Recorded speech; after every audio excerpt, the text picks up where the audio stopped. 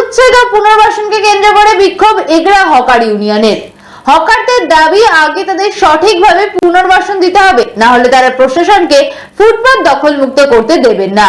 পাশাপাশি তারা দুর্নীতির অভিযোগ তুলেছেন এগরা পুরসভার পুরপ্রধান স্বপন নায়কের বিরুদ্ধে। হকার উচ্ছেদ ও পুনর্বাসনকে কেন্দ্র করে এগরায় উত্তেজনা। বুধবার দুপুরে হকার ইউনিয়নের পক্ষ থেকে পুনর্বাসনের দাবিতে এগরা শহরের ত্রিকোণ পার্কে পথ অবরোধ করে বিক্ষোভ দেখানো হয়। বেশ কয়েক ঘন্টা বিক্ষোভ চলার পর অবশেষে এগরা থানার পুলিশের হস্তক্ষেপে পরিস্থিতি স্বাভাবিক হয়। প্রসঙ্গত, রাজ্যের মুখ্যমন্ত্রী মমতা বন্দ্যোপাধ্যায় নির্দেশ দিয়েছেন রাজ্য জুড়ে ফুটপাত দখল মুক্ত করতে হবে। সেই নির্দেশ অনুযায়ী এদিন সকাল 11টায় এগরা শহরের ফুটপাত দখল মুক্ত করতে প্রশাসনের পক্ষ থেকে অভিযান চালানোর কথা ছিল, কিন্তু তার ঠিক আগেই সকাল থেকে পথে নেমে মাইকিং করে বিক্ষোভ দেখায় হকাররা।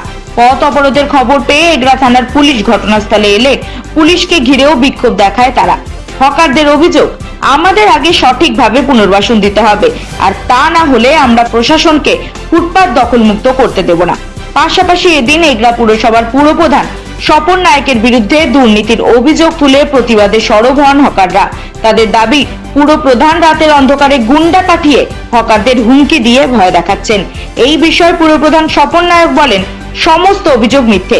এই নির্দেশ আমার নয়, রাজ্যের মুখ্যমন্ত্রীর নির্দেশেই ফুটপাত দখল মুক্ত করা হচ্ছে।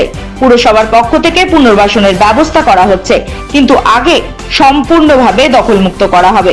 এদিন আন্দোলনকারী হকাররা এগরা পুরসভার মেন গেটে তালা লাগিয়ে বিক্ষোভ দেখায়। অবশেষে এগরা থানার আইসি অরুণ কুমার খাঁর উপস্থিতিতে স্বাভাবিক হয় পরিস্থিতি। কিন্তু এগরার পুরপ্রধান স্বপন কুমার নায়ক বিক্ষোভকারীদের বিরুদ্ধে পুরসভার তরফে থানায় এফআইআর দায়ের করেন। কিন্তু এখন দেখার বিষয় যে এগরার বুলডোজার দিয়ে পুরসভা ও প্রশাসন ফুটপাত দখল মুক্ত করতে পারে কিনা। আজকে অবরোধ যে পরিস্থিতিটা দাঁড়িয়েছে, আমরা সত্যি দুঃখিত। চলতি ফিরতি সাধারণ মানুষের কাছে, তাদের কাছে করজোড়ে হাত জোড়ে আমরা ক্ষমা চাইছি। কিন্তু দেখুন, এই পরিস্থিতি আমরা করতে চাইনি, কারণ আমাদের আজকে বাধ্য হয়েছে। তার কারণ আমাদের হকার উচ্ছেদ করার একটা প্রোটোকল এসেছিল আমাদের মাননীয় দিদি, উনি বলেছিলেন এটা নিশ্চিত, কিন্তু তারপরেও আবার উনি বার্তা দিয়েছেন এই ব্যাপারটাকে একটু ভেবে খতিয়ে দেখা যাক। কিন্তু বিষয়টা হলো কি, তার মধ্যে একটা জিনিস আছে, কে লক্ষ্য করেছেন নাকি জানি না, যারা মিডিয়া, যারা টিভি দেখেন, যারা খবর কাগজ পড়েন, দিদির একটা গাইডলাইন বাঁধা আছে যে হকারদের একটা পুনর্বাসন করে, একটা পুনর্বাসনের একটা হকার জোন করে ওদেরকে ওখানে শিফট করে হকারদের উচ্ছেদ করা এই ভাষাটা বলবো না, যানজট মুক্তি করা এই ভাষাটা বলেছিলেন। আমাদের চেয়ারম্যান সাহেব সেটা ভুলে গেছেন। কি জন্য, কি ক্ষতি করেছি আমরা, কি পাপের সাজা দিচ্ছি আমরা, কোন জন্মে উনার কাছে আমরা পাপ করেছিলাম জানি না, কিন্তু উনার যে কি এত সেন্টিমেন্ট, উনার যে কি এত রাগ, আমাদের বলুক, পায়ে ধরে সেটা আমরা ক্ষমা চাইব। আমরা গেছিলাম, আমরা এসডিও সাহেবের কাছে ডেপুটেশন দিয়েছিলাম, আমরা চেয়ারম্যানের কাছেও ডেপুটেশন দিয়েছি, আমরা ডিএম এর কাছেও ডেপুটেশন দিয়েছি, এবং আমরা এসডিওর কাছে আমরা সাক্ষাৎ করেছি। এসডিও উনি খুব বড় সুজয় মানুষ, আমাদের দেখে একজন না 15 জনকে বলার মতো সুযোগ করে দিয়েছিল। আমরা গেছিলাম হাত জোর করে, আমরা স্যারকে বলেছিলাম, স্যার আপনাদের রাস্তা ব্ল্যাকটপ থেকে 5 ফুট নিচ্ছে, ফুটপাথ 3 ফুট, 5-3 8 ফুট নিচ্ছে। আমরা স্যার 15 ফুট পিছিয়ে গিয়ে আমরা সাধারণ একটু 2-5 হাজার যদি আমাদের থেকে যায়, আমাদের বাড়ির রোজি রোজগার, আমাদের বাচ্চাদের মুখের ভাত দুটো সঞ্চয় করার জায়গা করে দেন। নিশ্চিত আমাদের এসডিও সাহেব আমাদের এই কথা শুনে উনি আমাদের জন্য একটু ভেবেছিলেন, এটা কিন্তু ভুল নয়। তো আমরা সেই হিসাবে আপনারা আমাদের তৃতীয় স্তম্ভ। আপনারা দেখুন, এগরা বাজার দেখুন, এগরা বাজার সকলকে দেখান, আমাদের এই দেখুন, এই পাশে দেখান, আমরা প্রত্যেকটা দোকান, যারা কনস্ট্রাকশন, সেমি কনস্ট্রাকশন, যার যেরকম ছিল, আমরা কিন্তু ভাঙার একটা প্রস্তুত নিয়েছি, আমরা ভেঙেও ফেলেছি। কিন্তু এটাও বর্ষাকাল, তার কারণ হচ্ছে দুর্যোগ, প্রাকৃতিক দুর্যোগ এটা লেগেই থাকে, যার জন্য আমাদের একটু সময় দেওয়া হয়েছিল। সেটা এসডিও সাহেবকে আমরা বলেছিলাম যে আমাদের সময়ের প্রয়োজন আছে, উনি নিশ্চিত দিয়েছিলেন, আমাদের বলেছিলেন তোমরা নিজেরা মধ্যে কেটে দেয়। কিন্তু আমাদের এখানে লোকাল, আমাদের কি বলা যায়, লোকাল আমাদের চেয়ারম্যান সাহেব, আমাদের এগরার অভিভাবক, এত সুন্দর অভিভাবকগিরি করছেন, ওনারা কিছু পার্সোনাল ক্যাডার বাহিনী পুষে রেখেছেন, এবং এই নিজস্ব পকেট থেকে বেতন দিয়ে ওনারা মার্কেটে ছেড়ে বলছেন আমার জেসিবি সুরা আসছে।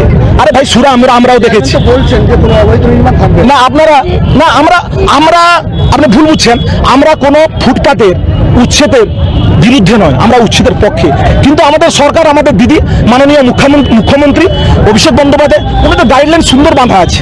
উনি একটা কপি দেখান, বারবার সংবাদ মাধ্যমের দ্বারা আমরা সবসময় জানতে পেরেছি যে আমাদের একটা পুনর্বাসন দেওয়ার একটা ব্যবস্থা করে আমাদের উঠাতে হবে না, জেসিবির খোলাও দেখাতে হবে না, ক্যাডার বাহিনীও ওনাকে পুষতে হবে না, আমাদের জায়গাটা দেখিয়ে দিক, আমরা নিজেরা সুসুর করে চলে যাবো। হ্যাঁ, অভিষেক ব্যানার্জি, কারণ আমাদের দলের সুপ্রিমো অভিষেক ব্যানার্জি মনোনীত প্রার্থী ঠিকই, আপনার মুখ্যমন্ত্রীর মনোনীত প্রার্থী ঠিকই, আমরা চেয়ারম্যান সাহেব, কিন্তু ভিতরের বিবেক বিবেচনা সেটা কিন্তু অভিষেক বন্দ্যোপাধ্যায় এবং মুখ্যমন্ত্রী নয়।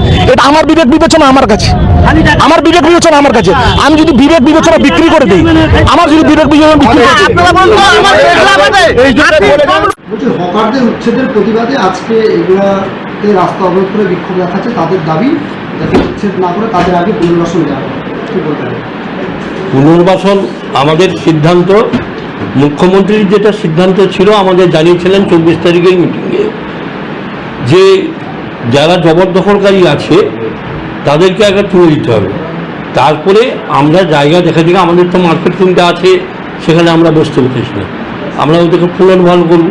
ম্যাক্সিমাম লোকই 13টা ওয়ার্ডের লোক ভেঙে নিয়েছে, সেই 1 নম্বর ওয়ার্ডের কিছু লোক, মানে যারা অসাধু ব্যবসায়ী কেন বলবো, যারা নিজেরা ঘর নিয়েছে, একটা দুটো ঘর নিয়ে তারা আবার ভাড়া দিয়ে দিয়েছে লোককে, ডেলি 1000 টাকা। এই যে খোকন সিট ডেলি ভাড়া পায়, তাকে গরিব মানুষ বলে জায়গা দেওয়া হয়েছিল বসার জন্য, সেখানটা তার বাবাকে দেওয়া হয়েছিল খোকন সিট, তার ছেলে রাজু সিট, এই দুটো ঘর থেকে ডেলি 1100 টাকা করে ভাড়া পায় বলে সে এখন আন্দোলনে নেমে পড়েছে। সে আবার আমাদের মিউনিসিপ্যালিটিতে কাজ করে, তার ভাই আমাদের মিউনিসিপ্যালিটির স্টাফ। তো সেই সব স্বার্থপর যারা লোক, যারা দেশের উন্নতি চায় না, যেটা রাস্তাঘাট পরিষ্কার পরিচ্ছন্ন থাকে চায় না, তারা এই সব আন্দোলন করবে। সেও সীমিত লোক, আপনি দেখবেন হসপিটাল রোডে বিভিন্ন জায়গায় প্রত্যেক ওয়ার্ডে যারা জবরদখলকারী ছিল তারা সবাই চলে গেছে। এই ওয়ার্ডটা কিছু ফল ব্যবসায়ী যারা কোটি কোটি টাকার মালিক তারাই বসে আছে, এবং কিছু অসাধু ব্যবসায়ী যেরকম বললাম আপনাদের, তারাই বসে আছে। ওসব বাজে কথা বলে লাভ নেই। যতটুকু বলেছেন এসডিও বলেছেন, ডেপুটি ম্যাজিস্ট্রেট বলেছেন, আমি আমার কাউন্সিলর ছিলাম, আমরা একটা কথাই বলি, এসব মিথ্যা কথা বলে, মিথ্যা প্রচার করে কিছু লাভ হবে না। অভিযান চলবে, সাফাই হবে যে কোনো মূল্যে। প্রশাসনকে আমরা দায়িত্ব দিয়েছি, প্রশাসন যে কোনো মূল্যে সাফাই করবে। আমরা হয়তো থাকবো, যেহেতু এটা যৌথ প্রজেক্ট, যেহেতু মুখ্যমন্ত্রী 127টি চেয়ারম্যানকে ডেকে এই মিটিংটা করেছিলেন এবং সেখানে এই নির্দেশ দিয়েছিলেন যে আমিও যদি দোষী করি, আমিও অ্যারেস্ট হবো, আমিও জেলে ফেলবো। তো সেখানটা এই কজন অসাধু ব্যবসায়ী এইভাবে করবে, আমি সেটা মেনে নিতে পারবো না।